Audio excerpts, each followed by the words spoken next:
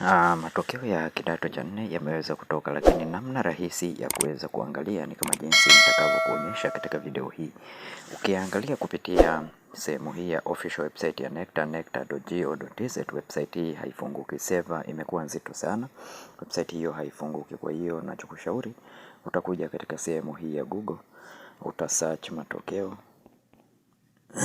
matokeo.necta.go.tz, utasearch namna hii. Linki hii itaweza kuleta moja kwa moja hapa katika sehemu hii, na hapa ndipo ambapo utaweza kuyaona matokeo ya kidato cha nne.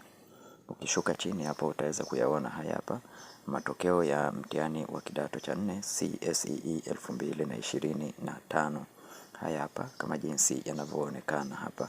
Sasa unachotakiwa kufanya ni kugusa tu hiyo link hapo na itaweza kufungulia matokeo namna hii kama unavyoona hapa, CSEE 2025 examination result.